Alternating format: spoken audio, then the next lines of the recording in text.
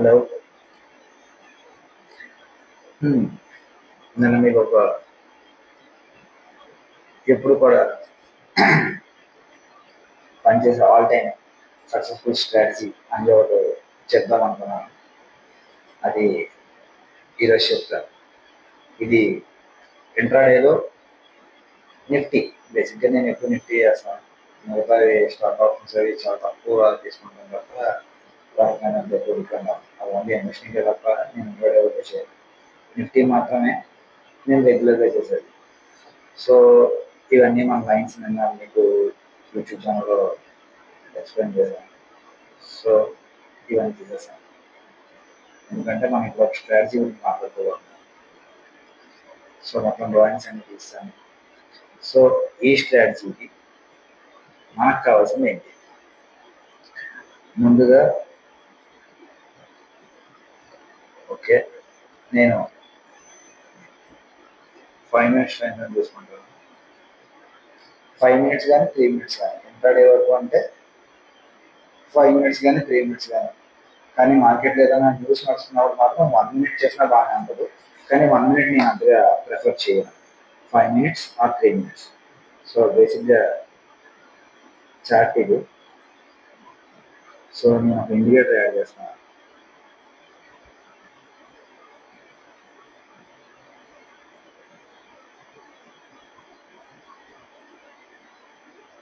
Multiple moving average.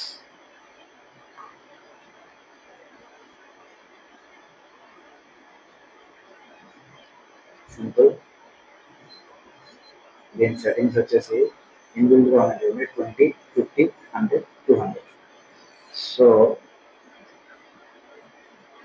50ని నేను green కింద మారుస్తాను, థిక్గా మారుస్తాను. 100, 200.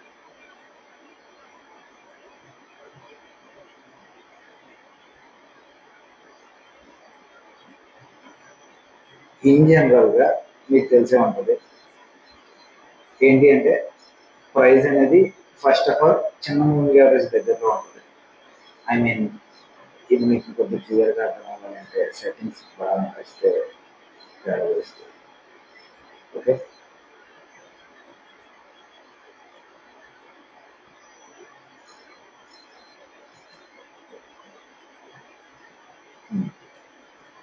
లైన్ థిక్నెస్ చూసారంటే చూడండి, ఫస్ట్ది ఆరెంజ్ కలర్ లైన్ కొద్దిగా బాగా సన్నంగా, green colour line 50 moving average, second pink 100 moving average, black 200 moving average. Simple. 200 moving average మీరు పట్టించుకోకపోయినా సరే ఎప్పుడైతే మూవింగ్ యావరేజ్ క్రాస్ అవుతుంది, లైక్ చూడండి బ్యాక్ తీసుకెళ్తాను.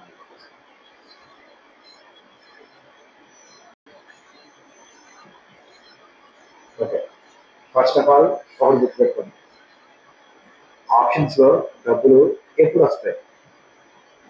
మార్కెట్ ట్రెండింగ్లో ఉంటేనే ఆప్షన్స్లో డబ్బులు అనేవి వస్తాయి. సో దీనికోసం రిచ్ చూస్తారు కొంతమంది, బట్ నేను ఇప్పుడు చూడాలనుకుంటున్నాను. ఇది కొంతమంది కామెడీగా అనిపించవచ్చు, బట్ ఫ్యాక్ట్ అయితే నా దృష్టిలో ప్రైస్ అంతా కూడా ప్యూర్లీ ప్రైస్ యాక్షన్ బేస్ మీద జరుగుతుంది. అవి ఫిబోనసీ లెవెల్స్ మధ్యలోనే జరుగుతాయి. ఎగ్జాక్ట్గా ఫిబోనసీ లెవెల్స్ సపోర్ట్ తీసుకున్న తర్వాత ఆ నెక్స్ట్ మూవ్ జరగడానికి మూవింగ్ యావరేజ్ సపోర్ట్ అనేది ఖచ్చితంగా అవసరం. సో మూవింగ్ యావరేజ్ బేస్ చేసుకొని ప్రైస్ అనేది మూవ్ అనేది ఫర్దర్ స్టార్టింగ్ ఉంటుంది. స్టార్టింగ్ మూవ్ ఎప్పుడు కూడా లెవెల్స్ సపోర్ట్ రేషన్ బేస్ చేసుకొని వస్తాయి. కానీ ఫర్దర్గా మూవ్ జరగాలి అంటే మాత్రం అది ఖచ్చితంగా ఒక లెవెల్ బ్రేక్ చేసే ముందు యావరేజ్ సపోర్ట్ అనేది ఖచ్చితంగా తీసుకుంటుంది అనేది నా వ్యూ.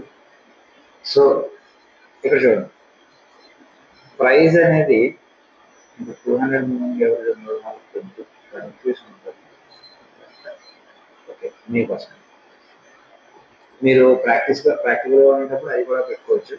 సింపుల్. చూడండి, 25 moving average, 50 moving average, 100 moving average, ఇవి ఏ రోలో ఉన్నాయి మీన్స్ చిన్న నుంచి పెద్దకున్నాయి, పెద్ద నుంచి చిన్నకున్నాయి. ఇప్పుడు ఈ ప్లేస్లో అబ్జర్వ్ చేయండి, ప్రైస్ అనేది కిందకే వస్తుంది, అలాగే మూవింగ్ యావరేజ్ కూడా ఒకదాని తర్వాత ఒకటి నీట్గా ఫామ్ అయి ఉన్నాయి. ఇలా ఫామ్ అయినప్పుడు మరి మన ఎంట్రీ ఏంటి? సింపుల్ అండి. ఈ మా ఎంట్రీ కోసం మనం పెద్ద కష్టపడవసరం లేదు.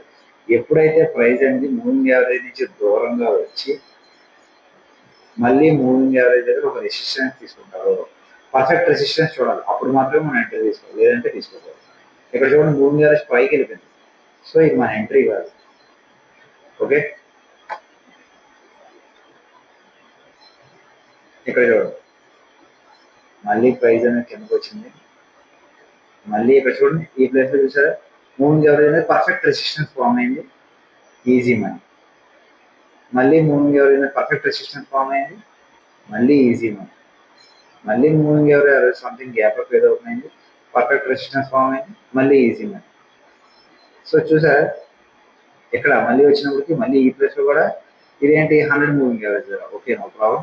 బట్ ఈ టైం మనకి రిజెక్షన్ అనేది రాదు. కానీ ఎన్నిసార్లు సక్సెస్ అయ్యాం మనం? మీరు ఇది జస్ట్ 5 minutes టైం ఫ్రేమ్లో మీరు డైలీ ఒక మూవ్ అనేది ఈజీగా క్యాచ్ చేసేయచ్చు. మినిమంలో ట్రెండ్ అనేది అసలు ఇదంతా తెలియాలి అంటే మీకు ట్రెండ్ గురించి కూడా చెప్పాల్సి ఉంటుంది. ఓకే, ట్రెండ్ గురించి అదంతా చెప్పాలి అంటే కొద్దిగా పెద్ద సెషన్ అయిపోతుంది. బట్ ఓకే, మీకు తెలుసనే అనుకుంటున్నాను, ఎందుకంటే ఆ మినిమం నాలెడ్జ్ లేకుండా ఎవరు ఉండరు. బట్ చెప్పడం బాధ్యత కాబట్టి చెప్తాను. ఓకే,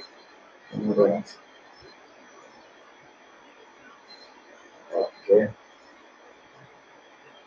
జస్ట్ జూమ్ ఆఫ్ చేసుకున్నాను.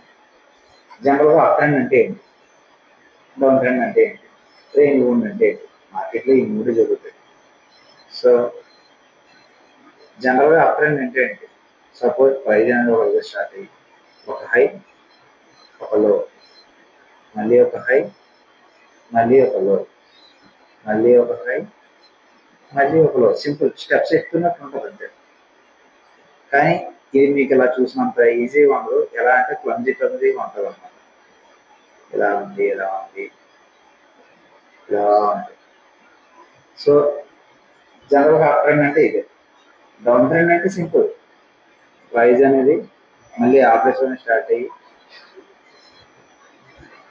హై బ్రేక్ చేయకుండా కొత్తలో, మళ్ళీ హై బ్రేక్ చేయకుండా కొత్తలో, లోవర్ లో అనేది ఫామ్ అవుతూ ఉంటాయి. జనరల్గా డౌన్ ట్రెండ్ అది.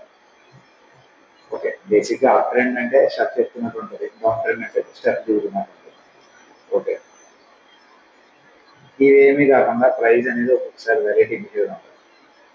ఏంటంటే స్టెప్స్ ఎక్కింది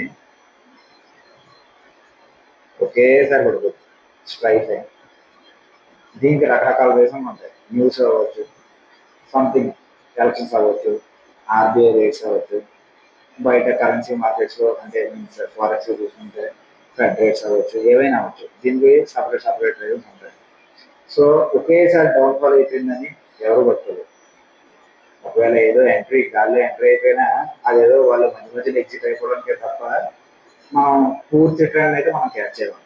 ట్రెండ్ అనేది ఎప్పుడు కూడా స్టెప్ బై స్టెప్ ఫామ్ అయితేనే సక్సెస్ఫుల్గా అందులో మనం ప్రతి స్టెప్ని మనం డబ్బులు తీసుకునేలా ఉంటుంది. ఒకేసారి పడిపోయి ఒకేసారి పైకి వెళ్ళిపోయి మార్కెట్ని నేను ఎప్పుడు బిలీవ్ చేయను. ఒకవేళ అలాంటి మార్కెట్ రన్ అయితే నేను కామ్గా అందులో కొద్ది రోజులు సైడ్ వెళ్ళిపోయి మళ్ళీ నెక్స్ట్ ఎప్పుడైతే మార్కెట్ నార్మల్ అవుతుందో ఆ టైంలో మళ్ళీ నేను ఆ ప్రైస్లో ఆ స్టాక్లో కూర్చున్నాను. ఓకే, ఇప్పుడు ఓకే రేంజ్ బౌండ్ వదిలేసాను. రేంజ్ బౌండ్ అంటే పెద్ద ఏముండదు అంటే సింపుల్ ఒక హై, ఒక లో, మళ్ళీ ఒక హై, మళ్ళీ ఈసారి సేమ్లో కొద్ది చిన్న ఎక్స్ట్రా లో అయిపోయి మళ్ళీ సేమ్ తీసుకొచ్చేస్తారు. మళ్ళీ సేమ్ ఈసారి ఇంకొద్ది పైకి వచ్చి ఇంకొద్ది చిన్న పైకి తీసుకుని వెళ్ళి మళ్ళీ సేమ్ తీసుకొచ్చేస్తారు. ఇదంతా కూడా రేంజ్ ఉండేది. ఈ మధ్యలో ప్లేస్ ఏంటి అంటే జనరల్గా గ్యాంబ్లింగ్ జరిగే ప్లేస్ అన్నమాట. ఎక్కువ ట్రేడర్లో డబ్బులు పోగొట్టే ప్లేస్ ఇది. చూడండి వీళ్ళు ఏం చేస్తారంటే ఇది బ్రేక్అవుట్ అనుకోని చెప్పి ఈ బ్రేక్అవుట్లో సెల్ చేస్తూ ఉంటారు. ఇక్కడ ఈ బ్రేక్అవుట్లో బై చేస్తూ ఉంటారు. ఇదంతా కూడా రేంజ్ బౌండ్లో రకరకాల గేమ్స్ ఇది. సో ఇదంతా పెద్ద కష్టమైంది ఏం కాదు, చాలా ఈజీ. యాక్చువల్గా రేంజ్ బౌండ్లో డబ్బులు సంపాదించడం అనేది చాలా ఈజీ. మీరు ఆప్షన్ సెల్ చేసిన డబ్బులు సంపాదించవచ్చు, ఈవెన్ ఆప్షన్ బై చేసిన డబ్బులు సంపాదించవచ్చు. కాకపోతే ప్లేస్కి రాగానే టార్గెట్ బుక్ చేసుకుంటేనే మాత్రమే ఆప్షన్ బైలో డబ్బులు బుక్ చేయగలరు. ఎగ్జాక్ట్ టార్గెట్ తెలిస్తే మాత్రమే. టార్గెట్ తెలియకుండా మీరు అలా హోల్డ్ చేస్తే ఆప్షన్స్లో డబ్బులు బుక్ చేయలేరు. ప్రైస్ అనేది ఎక్కడి నుంచి ఎక్కడికి వెళ్తుంది అనేది మీకు క్లియర్ వ్యూ ఉండాలి. అది బైలో అయినా సెల్లో అయినా, రేంజ్ బౌండ్లో అయినా, ట్రెండింగ్లో అయినా, వాలటైల్లో అయినా, ఎప్పుడైనా సరే మీకు ఒక ట్రేడ్లో ఎంటర్ అయ్యేటప్పుడు మీకు కొన్ని కండిషన్ ఉండాలి. ఫస్ట్ ఆఫ్ ఆల్ ఏంటి, మీరు అసలు ఏ బేస్ మీద ట్రేడ్లో ఎంటర్ అవ్వాలనుకున్నారు, బై అయినా సెల్ అయినా ఏదైనా సరే. సో ట్రేడ్లో ఫస్ట్ ఎంటర్ అవ్వడం మీకు ఏం కావాలి, కండిషన్. సెకండ్ ఎంట్రీ అవ్వడానికి మీకు తర్వాత ఎంట్రీ అవ్వడానికి మీకు కావాల్సింది ఏంటి, కరెక్ట్గా ఎగ్జాక్ట్ ఓకే మీ కండిషన్ ఓకే అయింది. సో మీకు ఎంట్రీ ఎగ్జాక్ట్గా ఏ నెంబర్ దగ్గర ఎంట్రీ అవ్వాలనుకున్నారో ఆ ప్లేస్లో ప్రజెంట్ ప్రైస్ అనేది ఉందా లేదా, అక్కడ మీకు కావాల్సిన క్యాండిల్ అనేది పడిందా లేదా అని చూసుకొని ఆ తర్వాత ఎంట్రీ అవ్వాలి. Next stop loss. ట్రేడ్లో ఎంటర్ అవ్వడానికి థర్డ్ కండిషన్ ఏంటి, స్టాప్ లాస్. సో ఒక ట్రేడ్లో ఎంటర్ అయ్యే ముందు ఖచ్చితంగా మీరు ఎంత స్టాప్ లాస్ అయితే యూజ్ చేస్తున్నారో ముందే మీరు డిసైడ్ అవ్వాలి. ఎందుకు అంటే మీరు స్టాప్ లాస్ తెలియకుండా టార్గెట్ సపోజ్ మీరు వేసిందే మ్యాక్సిమం లో అయిపోయిందని అనుకున్నాం, మీన్స్ మీరు బై ట్రేడ్ ఎంచుకున్నారు, మీరు అల్టిమేట్ లోలో మీరు బై చేస్తారు, మీకు అసలు తెలియదు, టార్గెట్ ఒక 100 రూపాయలు వచ్చింది. కానీ మీరు ఇవ్వదు ఎంత అంటే 1:1 అని చెప్తారా, 1:2 అని చెప్తారా, 1:3 అని చెప్తారా, చెప్పలేరు. ఎందుకు, మీకు అసలు మీ ఎస్ఎల్ అనేది ఏంటో తెలియదు. ఇది ఒక ట్రేడ్లో చూస్తే మీకు తేడా తెలియకపోవచ్చు అని ఒక 10 ట్రేడ్లు తీశారు, పోయినప్పుడల్లా 1000 పోగొట్టారు, వచ్చినప్పుడు 10,000 తీశారు, మీరు ప్రాఫిట్లోనే ఉన్నారు. కానీ ఇదే కేసులో మీరు 1000 పోగొట్టి ఒక ట్రేడ్ వచ్చిన ట్రేడ్లో కూడా 1000 రూపాయలు తీశారనుకోండి, మీరు ప్రాఫిట్లు ఎందుకుంటారు. సో అందుకనే రిస్క్, ఎగ్జాక్ట్గా రిస్క్ ఎప్పుడు కూడా ఒకేలా ఉండాలి. ఒకేలా అంటే ఇంచుమించు ఆప్షన్స్లో అది కొద్దిగా కష్టం, బట్ ఇంచుమించు ఒకేలా ఉండాలి. సపోజ్ మీ ఎస్ఎల్ ఒక 15 రూపీస్ ఇలా ఉంటే నిఫ్టీలో ఒక 1000 రూపాయల దాకా రిస్క్ చేద్దాం అనుకుంటే ఒక ట్రేడ్ మీద, మీరు ప్రతిసారి నెక్స్ట్ ట్రేడ్ కూడా 1000 రూపాయలు రిస్క్ చేసేలా ఉండాలి. నెక్స్ట్ ట్రేడ్ 5 రూపాయలు అని చెప్పి మీరు ఒకలా చేయకూడదు కదా, అప్పుడు 3 చేయాలి. సో ఆ లాజిక్ ఎప్పుడైతే ఫాలో అవుతారో మీరు ఎగ్జాక్ట్గా ఎస్ఎల్ డిఫైన్ చేసుకున్నప్పుడు మాత్రమే మీరు ఓవరాల్గా పెట్టిన క్యాపిటల్ ఎంత రివార్డ్ వస్తుంది అనేది మీకు ఒక లెక్క ఉంటుంది. సో ఇది చేయకుండా మీకు మార్కెట్లో డబ్బులు రావడం కష్టం. ఎందుకు, ఎగ్జాక్ట్ రిస్క్ రివార్డ్ రేషియో అనేది మనం ఫాలో అవ్వాలి, ఫాలో అవ్వకుండా డబ్బులు తీయడం అనేది జరగదు. అండ్ మనీ మేనేజ్మెంట్, ఒక ట్రేడ్ మీద ఎక్కువ రిస్క్ అనేది చేయకూడదు. ఎట్టి పరిస్థితుల్లో ఒకే ట్రేడ్ మీద ఎక్కువ రిస్క్ అనేది చేయకూడదు. నేను చేసే పెద్ద మిస్టేక్స్లో ఇది కూడా అవుతుంది. నేను సపోజ్ బై ట్రేడే అనుకున్నాను, నేను అనుకునే ప్లేస్కి వచ్చింది ఒక 500 రూపీస్ 1000 రూపీస్ రిస్క్ చేద్దాం అని చెప్పేసి రిస్క్ చేద్దామని అనుకున్నాను. కానీ అదే ప్లేస్లో అది ఇంకా ఎక్కువసేపు లేదంటే కొద్దిగా బెటర్ ఎంట్రీ దొరుకుతుంటే నేను మళ్ళీ యావరేజింగ్ చేస్తాను. నాకు తెలియకుండానే 1000 రూపీస్ ప్లేస్లో 5000 వరకు రిస్క్ చేసేస్తాను. వచ్చినప్పుడు 1000 రూపీస్ మీద రివార్డ్ తీసుకుంటాం, పోయినప్పుడు కూడా 1000 రూపీస్ పోగొడితేనే వాడు సక్సెస్ఫుల్ ట్రేడర్ అవుతాడు. వాడనే కాదు, ఎవరైనా సరే. సో పెద్ద వాళ్ళకి అంటే బాగా డబ్బులు తీసి బాగా భయంకరంగా డబ్బులు సంపాదించిన వాళ్ళు ఎవరు కూడా రూల్స్ లేకుండా ఏదో ఏదో సెల్ కొట్టేస్తే డబ్బులు వచ్చేసి ఏం కాదు. వాళ్ళందరూ కూడా స్పెసిఫిక్గా రూల్స్ రాసుకొని, ట్రేడింగ్ అంటూ కొన్ని మినిమం రూల్స్ ఉంటాయని చెప్పి ఆ రూల్స్ రాసుకొని ఎవరికి వారుగా వాళ్ళ థియరీని క్రియేట్ చేసుకొని డబ్బులు సంపాదించుకుంటారు. సో ఇప్పుడు నా విషయానికి వస్తే నా థియరీ ఏంటంటే జస్ట్ ప్రైస్ అనేది ఖచ్చితంగా యావరేజ్ బేస్ చేసుకొని ప్రైస్ అనేది మూవ్ అవుతుంది అనేది నా అంచనా. చాలామంది చెప్తారు యావరేజ్ అనేది లాగింగ్ ఇండికేటర్ కదా, సో మీకు లేట్గా తెలుస్తుంది కదా. ఓకే, లేట్గానే తెలియదు, నాకు ఇబ్బంది ఏం లేదు. నాకు సపోజ్ ప్రైస్ అనేది ఒక 100 రూపాయలు మూవ్ అవుతుందంటే నేను సపోజ్ రూపాయి దగ్గర వేసి 100 రూపాయలకి వెళ్ళిన వాడు చాలా తక్కువ మంది ఉంటారు. రూపాయి దగ్గర వేసి 5 రూపాయలకి బయటకు వచ్చిన వాళ్ళు చాలా ఎక్కువ మంది ఉంటారు. వీళ్ళందరికీ నాకన్నా ముందు తెలుస్తుంది ప్రైస్. నేను కాదన్నాను, వాళ్ళు సంథింగ్ ఏ క్లియర్ వ్యూ లేకుండా నా దగ్గర ఒక లెవెల్ ఉంది, ఇది పర్ఫెక్ట్ లెవెల్ అని చెప్పేసి బ్లైండ్గా వెళ్ళిపోయారు. నేను వాళ్ళు తప్పనన్నా. ఎందుకు అంటే వాళ్ళు అల్టిమేట్ లోలోనో అల్టిమేట్ హైలోనో ఎంటర్ అయ్యారు, వాళ్ళది కరెక్ట్ ప్రాసెసే కాదన్నాను. కానీ ప్రైస్ అనేది ఓకే 1 రూపీ నుంచి 10 రూపీస్కి వెళ్ళిన తర్వాత 10 రూపీ నుంచి 5 రూపీస్కి వెళ్ళినప్పుడు వాళ్ళు రిజిస్టర్ అయిపోతారు. కానీ నేనేం చేస్తాను 10 రూపీస్ నుంచి 5 రూపీస్కి వెళ్ళిన తర్వాత 5 రూపీస్ దగ్గర అక్కడే యావరేజ్ సపోర్ట్ తీసుకుంటే అక్కడ ఎంట్రీ తీసుకొని 100 రూపీస్ వరకు హోల్డ్ చేసేవాళ్ళు. సో వీడికి 10 రూపీసే వస్తుంది. యావరేజ్ ప్రకారం హోల్డ్ చేసిన వాళ్ళకి ఆ యావరేజ్ బ్రేక్ అవ్వనంత వరకు వాడు హోల్డ్ చేస్తూనే ఉంటాడు. ఎందుకు? వాడి థియరీ అదే, నా థియరీ అదే సింపుల్. ఒక యావరేజ్ బేస్ చేసుకొని ఇంట్రాడేలో నాకు మంచి క్యాండిల్ ఫామ్ అయ్యి జరిగింది అంటే మాత్రం ఆ రోజే నాకు 1:10 1:20 ఈజీ వచ్చేస్తుంది. సింపుల్. అది ఆప్షన్స్లో జరుగుతుంది, ఇందులో జరగదు, క్యాష్లో జరగదు, ఆప్షన్స్లో మాత్రమే జరుగుతుంది. సో మీరు ఆ లాజిక్లోనే చూడండి. సేమ్ మీకు ఆ థియరీని మళ్ళీ ఎక్స్ప్లెయిన్ చేస్తాను చూడండి. ఇక్కడ ప్రైస్ వచ్చింది, డౌన్ఫాల్ అయ్యింది, మళ్ళీ యావరేజ్ బేస్ దగ్గర మనకి రిజెక్షన్ పడాలి. చూడండి ఇక్కడ ఒకసారి చిన్న రిజెక్షన్ పడింది, ఓకే, కానీ ఎస్ఎల్ ఇచ్చేసాం, మళ్ళీ ఇక్కడ రిజెక్షన్ పడింది. చూసారా ఎంత పెద్ద ఫాల్ అయింది. మీకు ఎంత రివార్డ్ ఇది? 10 రూపాయలు 20 రూపాయలు ఎస్ఎల్కే మీకు పెద్ద రివార్డ్ అనేది దొరుకుతుంది. చూడండి మళ్ళీ మీకు ఒక దగ్గర అని చెప్పండి, ప్రతి దగ్గర దొరుకుతుంది. ఇందులో 25 మూవింగ్ యావరేజ్ అని పెద్దగా పట్టించుకోతే 50 మూవింగ్ యావరేజ్ దగ్గరలో రిజెక్షన్ పడితేనే మనం ఎంట్రీ తీసుకోవాలి. 25 మూవింగ్ యావరేజ్ దగ్గర రిజెక్షన్ పడినా సరే దాన్ని మనం తీసుకోవాల్సింది అవసరం లేదు. చూడండి ఎన్నిసార్లు మీకు ఎన్నిసార్లు రివార్డ్ వచ్చిందనేది ఇంపార్టెంట్. చూసారా ప్రైజ్ అనేది 50 మూవింగ్ యావరేజ్ దగ్గరలో ఉన్నప్పుడు ఇది 5 minutes 50 తగిలి రిజెక్షన్ రావాలంటే దాని మీనింగ్ ఏంటంటే 3 minutes 50 తగిలి రిజెక్షన్ వస్తుందని అర్థం. దగ్గరలో వెళ్ళి వచ్చేస్తున్నాం. చూసారా సరే ఎన్నిసార్లు? ఒకసారి 2 సార్లు కాదు. ఇది ఈరోజు వచ్చి రేపు పోయి దానిలో ఏముండదండి. ఇది ఓవరాల్గా చూసుకుంటే ఎప్పుడు మీరు మార్కెట్లో ఎనీ స్ట్రక్చర్లో చూసుకున్నా సరే మీకు ఇది వర్కౌట్ అవుతుంది. చూడండి స్పెసిఫిక్గా ఈ ప్లేస్లో చూసుకుంటే మార్కెట్ రేంజ్ బౌండ్లోనే కదా ఉంది. చూడండి ఓకే హై ఇలాంటి ప్లేస్లో కూడా మీకు మనీ వచ్చి ఉండేది. ఇక చూడండి యావరేజ్ బేస్ చేసుకునే ప్రైస్ ఇది నేను మనకి ఎక్స్ప్లెయిన్ చేసింది. చూసారా వన్స్ యావరేజ్ బ్రేక్ అయింది, ఇక్కడ సపోర్ట్ తీసుకుంది, ఒకేసారి ప్రైస్ అనేది మూవ్ అయిపోయింది. ఇది ఈ స్ట్రాటజీ స్పెసిఫిక్గా 1 డే కోసమో 2 డే కోసమో కాదు. ఇది డైలీ పని చేస్తుంది, ఇంట్రాడే వరకే పని చేస్తుంది. ఇంట్రాడేలో ఆప్షన్స్ చేసే వాళ్ళకి బేసిక్గా నిఫ్టీ ఆప్షన్స్ చేసేవాళ్ళకి, ఎందుకంటే నేను నిఫ్టీ చేస్తాను, మిగతా అంత పెద్దగా చూడని కూడా చూడను, ఎందుకంటే నాకు కావాల్సిన అమౌంట్ నిఫ్టీ ఆప్షన్ కాబట్టి నేను నిఫ్టీ చేస్తాను. సో నిఫ్టీ చేయాలనుకునే వాళ్ళకి మాత్రం ఇది ఒక మంచి స్ట్రాటజీ.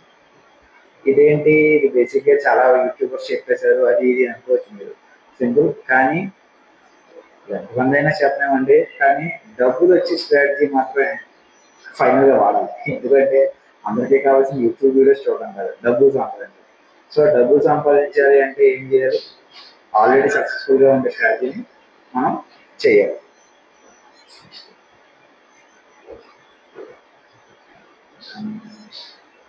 ఇంకా ఇంకొద్దిగా బ్యాక్ వెళ్ళి చెక్ చేద్దాం.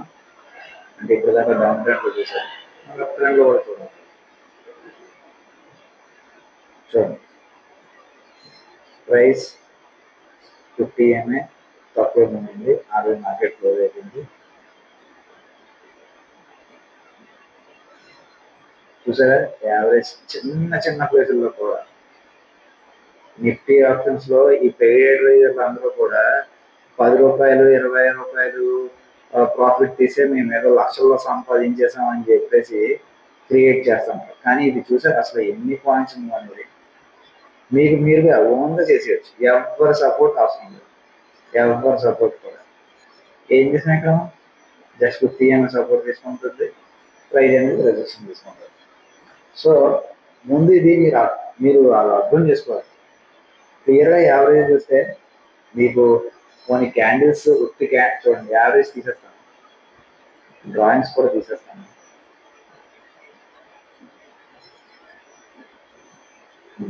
ఇప్పుడు ఇది అప్ ట్రెండ్లో ఉందో బై ట్రెండ్లో ఉందో అంటే ఏదైనా చెప్పగలరా?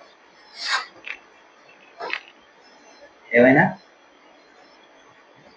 ఓకే కొద్దిగా కష్టం. ఇప్పుడు చూడండి యావరేజ్ ఏం చెప్తున్నాయి క్లియర్గా, యావరేజ్కి మధ్యలో డిస్టెన్స్ చక్కగా ఉంది, ప్లస్ ఒక్కొక్క యావరేజ్కి చిన్న యావరేజ్ పైన ఉంది, పెద్ద యావరేజ్ కింద ఉంది. సింపుల్. ఏం ఇండికేట్ చేస్తుంది? Clearly by. మనం సెల్ ట్రేడ్ అనేది ఎంకరేజ్ చేయకూడదు ఆ టైంలో. సో క్లియర్గా బై వ్యూ ఉన్నప్పుడు బై వ్యూ మాత్రమే ట్రేడ్ చేయాలి. ఇక్కడ చూడండి, క్లియర్గా సెల్ వ్యూ కనిపిస్తుందా? మీకు ఉత్తి క్యాండిల్స్ పెట్టుకొని చూస్తే మీరు కన్ఫ్యూజ్ అయ్యే అవకాశం ఉంది. ఎందుకంటే ఒక్కొక్కసారి మార్కెట్ గ్యాప్ డౌన్ ఓపెన్ అయిపోతుంది, ఒక్కొక్కసారి గ్యాప్ అప్ ఓపెన్ అయిపోతుంది. స్టిల్ మీరు ఆ క్యాండిల్స్ ఉత్తి క్యాండిల్స్ లేకుండా చూసినా సరే మీకు ప్రైస్ అనేది క్లియర్గా కనబడుతుంది. సో ఇది one of the best strategy in Nifty for intraday, especially for intraday. Long టర్మ్కి కాదు, లాంగ్ టర్మ్కి సపరేట్గా ఉన్నాయి. వీడు దాని నుంచి గోల్ చేస్తున్నారు.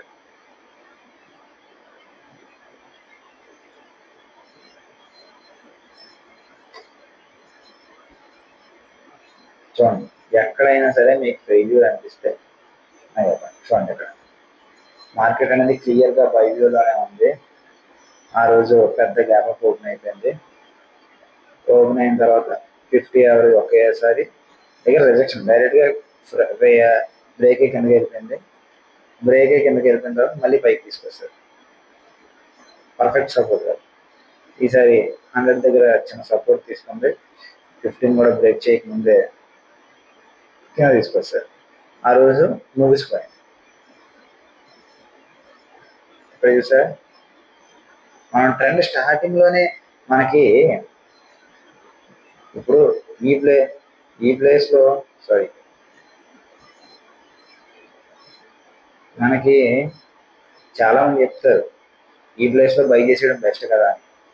నేనేమంటానంటే నువ్వు ఆ ప్లేస్లో బై చేయడం కన్నా కూడా వన్స్ ప్రైస్ మూవ్ అయిన తర్వాత మళ్ళీ ఆప్షన్ ప్రీమియం తగ్గిన తర్వాత యావరేజ్ సపోర్ట్ తీసుకున్న తర్వాత బై చేయి. వచ్చింది కదా డబ్బు, మళ్ళీ యాడ్ చేయి, మళ్ళీ వచ్చింది కదా డబ్బు. మీరు ఆప్షన్ సెల్ చేసినా, ఆప్షన్ బై చేసినా, ఏం చేసినా సరే ఇది ఈజీ కదా. మీరు నా లాజిక్ అంతా ఒకటే, సింపుల్. 100 రూపాయలు ప్రైస్ మూవ్ అయితే మీరు అందులో ఎన్ని పాయింట్లు పట్టుకున్నారు అనేది ఇంపార్టెంట్. మీరు లోలో వేసారా, హైలో వేసారా అనేది క్వశ్చన్ కాదు. మీరు ఒక లాట్ మీద లెక్క పెట్టుకోండి, 100 లాట్ల మీద 1000 లాట్ల మీద లెక్క పెడతానంటే నేను 100 లాట్ వేసి 1 రూపాయి తీసి 100 లాట్ 100 పాయింట్లు తీసానంటే అది కరెక్ట్ కాదు. ఎందుకంటే ఈ పెయిడ్ అడ్వైజర్ మాట్లాడాలి. సో అది నేను చెప్పాను. నా దృష్టిలో ఏంటంటే ప్రైస్ ఒక 100 పాయింట్స్ మూవ్ అయింది, ఓకే, నువ్వు ఎగ్జాక్ట్గా లోలోనో హైలోనో లేవు, బట్ నువ్వు ఓవరాల్గా ప్రైస్ మూవ్ అయిన దానిలో నువ్వు ఎంత పర్సంటేజ్ తీయగలిగావు అనేది ఇంపార్టెంట్. సో ఇది ఈ లాజిక్లో మీరు మార్కెట్ని చూస్తే ఈజీగా డబ్బులు అనేవి సంపాదించుకోవచ్చు. సో ఇది మూవింగ్ యావరేజ్కి సంబంధించిన వీడియో. ఫుల్ డీటెయిల్గా కావాలి అనుకుంటే మాత్రం జస్ట్ కామెంట్ చేయండి, సార్ నాకు వీడియో ఇంకా హాఫ్ లాగే ఉంది, ఇంకా ఫుల్గా ఎక్స్ప్లెయిన్ చేయండి అని చెప్పి నేను ఇన్ డీటెయిల్గా ఓన్లీ మూవింగ్ యావరేజ్ మీదే ఒక సపరేట్ వీడియోని తయారు చేస్తాను. సో ఫైనల్గా మీకు చెప్పాల్సింది ఏంటి అంటే, ఓకే, అది మూవింగ్ యావరేజ్ అయినా ఫిబో అయినా ఏదైనా కూడా ఒక ట్రేడ్లోకి ఎంట్రీ తీసుకోవడానికి కావాల్సిన కండిషన్స్ ఏంటి? మనం ఒక ట్రేడ్లో ఎంటర్ అయ్యే ముందు మనం ఖచ్చితంగా చూసుకోవాల్సింది ఏంటి? 4 పాయింట్లు. కండిషన్, మనం ఏ కండిషన్స్ మీద ట్రేడ్లోకి ఎంటర్ అవుతున్నాం.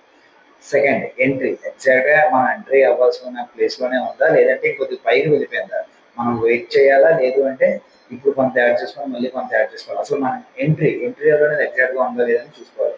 నెక్స్ట్ స్టాప్ లాస్ ఎగ్జాక్ట్గా మనం ఎంట్రీ తీసుకుంటాం. మనం ఆలోచించాల్సింది ఏంటంటే స్టాప్ లాస్. మనం స్టాప్ లాస్ అనేది పర్ఫెక్ట్గా ప్లేస్ చేస్తున్నామా లేదా. ఎందుకు అంటే ఒక్కసారి స్టాప్ లాస్ హిట్ అయిపోయిన తర్వాత మళ్ళీ ఒకవేళ మన వ్యూ కరెక్ట్ అయినా సరే మనం ఆల్రెడీ ఒక 1:1 పోగొట్టుకున్నాం కదా. సో ఈ మిస్టేక్ చేయదు. స్టాప్ లాస్ అనేది ఎగ్జాక్ట్గా ప్లేస్ చేసుకోవాలి. నెక్స్ట్ టార్గెట్ అనేది ఎలా తెలుస్తుంది? టార్గెట్ అనేది అయితే ఫిబో లెవెల్స్ కూడా తెలుస్తుంది, లేదు అంటే ప్రీవియస్గా ఉన్న సపోర్ట్ రెసిస్టెన్స్ కూడా తెలుస్తుంది. సో ఈ రెండు కాకుండా మీరు దాని మీద ఒక స్ట్రాటజీ మీద ఎంతకాలం ఒక స్ట్రాటజీని మీరు ఎంతకాలం బ్యాక్ టెస్ట్ చేశారు.